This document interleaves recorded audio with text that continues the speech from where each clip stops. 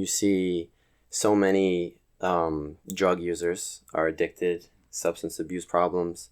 And in this country, what we do is we punish those people when in reality they're addicted and they have a mental health issue. You know, so interesting sight. There's a statistic, like I think 1% of the total healthcare costs that we allocate for the government is spent on substance abuse, and I think almost all of it is used on like what is used after the after effects. Nothing is used. 1% of that 1% is used to prevent those people. Prevent it. Yeah. You remember in high school they used to like tell us a little bit about drugs, or you had a health class? What do you think about that idea of like trying to scare kids? You think that works or not really? I don't think that works. I think that's part of the problem too. Like the government has like the war on drug policy. Yeah, you know? But that was like... That's like the same thing almost. Almost. We punish people for being addicted and having mental problems instead of rehabilitating, okay. Right? Yes, exactly. But how do you convince someone not to do it in the first place, you know? Yeah, that's true. I mean, the thing is, like, you're so scared of it, you start using it out of fear, maybe?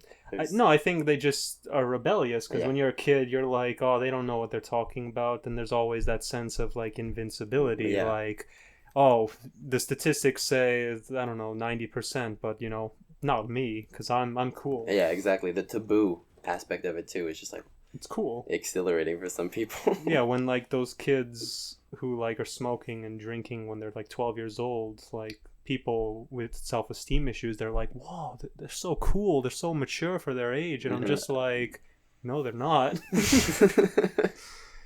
But yeah, in school, I haven't been in middle school for like a long time, so thank God for that. But they would like talk about drugs and just be like, this is bad and like it'll kill you, which it's true. But the thing is, at the time, no one cared, because at the time, the way I saw it was either you were smart enough not to do it or you were already doing it. So everything they were saying, nobody cared.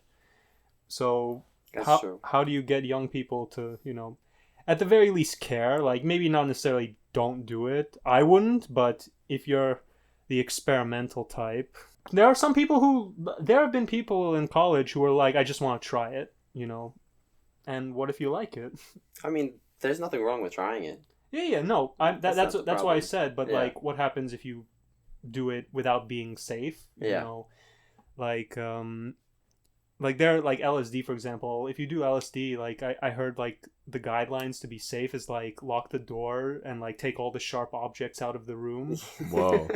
It's like, really? Well, it depends how strong it is, but like you don't want an accident. If you throw 5 tabs in your mouth, and you don't want an accident to happen. You don't want either the ceiling starts falling through the floor. I mean, if you start tasting colors, you know you're like, you know, you're living the good life, but it's just like you need to be safe, and there are just some drugs that like long-term use definitely has negative effects on the brain, but you know. So the whole point of addiction is they don't know any better. They need it. Yeah. It's less that they want it at a certain point. They just start needing to do it.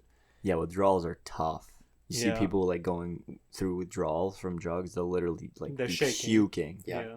I was having a talk with my friends because I was ignorant, and I said, "What's so hard about stopping?" And they were like telling me it's like you can't just not stop because of withdrawal. Like the way like rehab works is they give you smaller doses, so you have to really do it step by step. It's not just you cut immediately.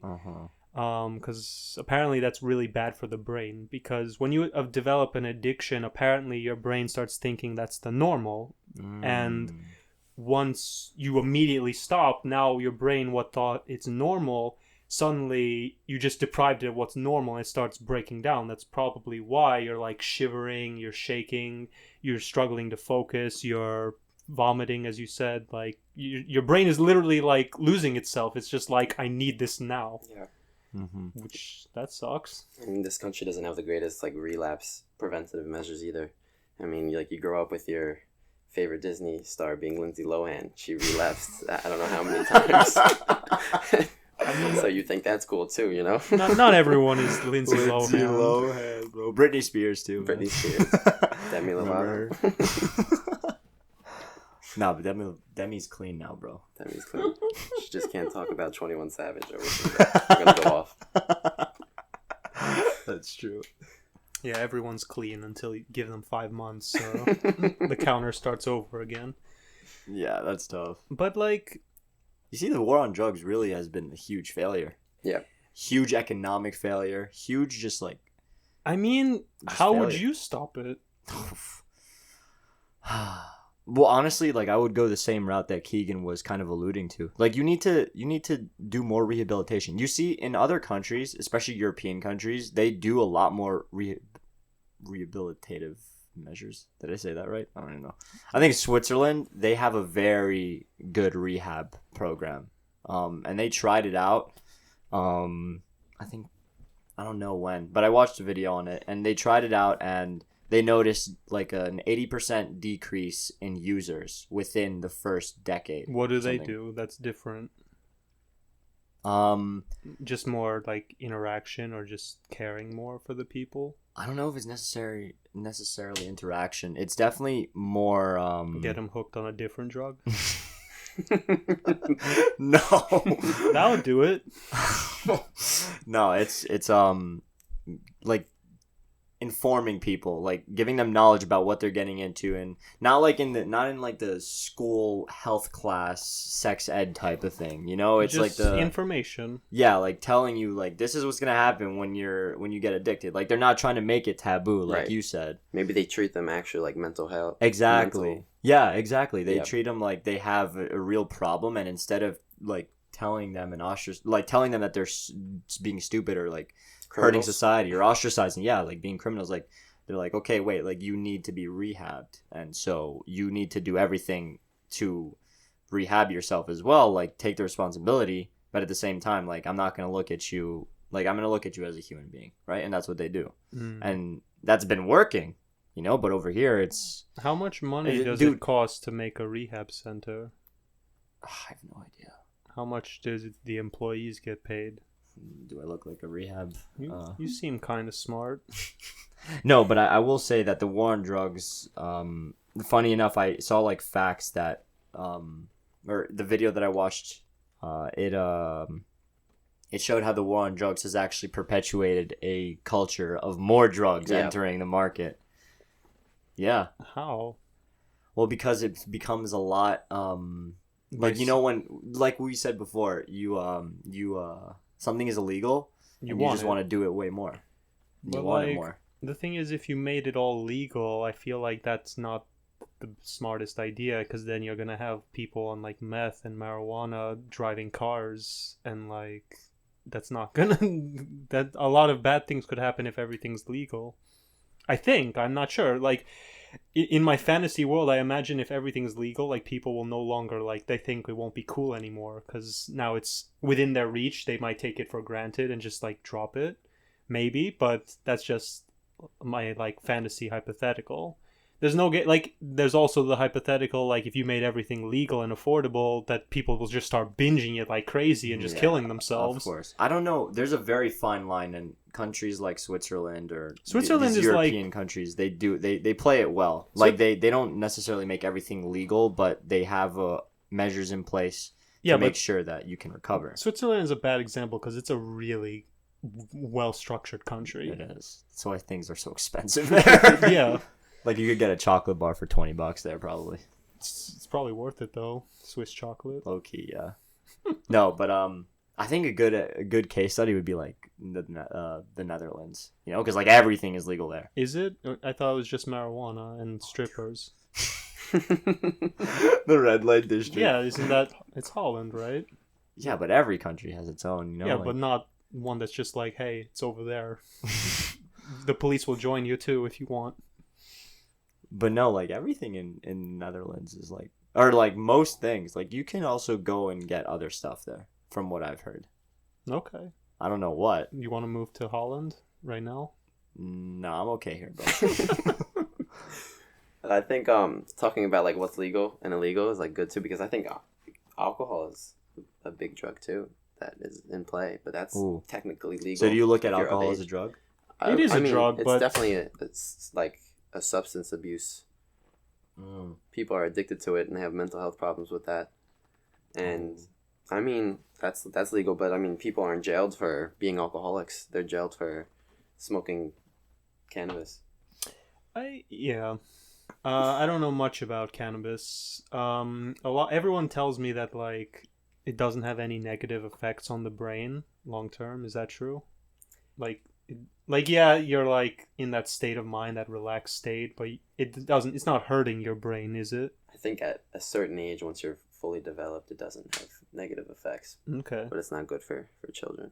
So I've heard. Okay. Yeah. So I mean- adults are fine. There are a lot of positive and negative effects of it. Like I would say negative effects would be to a developing brain. You don't want to be putting that in your system, like as a kid or a growing young adult, teenager, whatever. Yeah. It's probably not the best thing because your brain is still developing up until the age of like 24, 25, So Okay.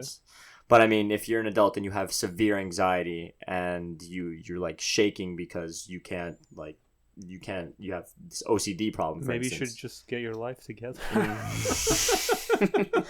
You are the problem with the healthcare system. It's true. I'll fix it. I have a piggy bank. Oh, bet. I like that. No, I was gonna say, I forgot what I was gonna say. Sick. What were you saying? You were saying I forgot what he was saying. The problems with it and how it's. Oh yeah, there are problems with marijuana that young people shouldn't have it. Oh, if you're like a shaking adult, you should, I guess, smoke Oh yeah, it. like if you can't stand the like that one pencil is like moved by 10 degrees, for instance, then I mean, don't they have you like probably- actual OCD medication for that? but I don't know. That stuff might be addictive because let's look at this also. Pharmas make addictive medication. We It's probably not. I don't think they're making it addictive. It's just it is addictive. Like opioids are addictive because they just like put you in a state of like absolute like heaven or ecstasy. It's just like you just feel lighter, you feel happier because the pain is gone, your senses are nulled. It's Really? just, and cocaine, it just does the opposite. It stimulates you to the point that like every sensation feels like magnificent. It's just unbelievable. That's why all the Wall Street brokers use it. Yeah, you watch Wolf of Wall I Street. did watch Wolf of Wall Street. Great movie. It is a great movie. Don't watch it with your girlfriend. I made that mistake. Or with Oh my a God. child under 18. That too. No, probably under 15. I don't know. It's a great movie though. I don't know, but like, I don't know. If you do it, is there a way to do it without getting addicted? Any kind of drug? I think if you're Responsible? responsible, if you're trying to do something just for an experience for once in a lifetime, that you're very self-aware and you have a lot of clarity that you'll never do this again. But that's the problem. Is That like, is weird. what Yeah, happens? Because like, I don't want to get too philosophical, but like each of our like ideal lives are all different. It's true. What I want to do with my life might be different from what you two want versus anyone else, what they want. So what if someone just wants to, do crystal meth or whatever very highly addictive drug and just do that and just enjoy whatever sensation they're feeling and do that forever until like they're 40, 35 and they die of an overdose? Who am I to say that life is the wrong life?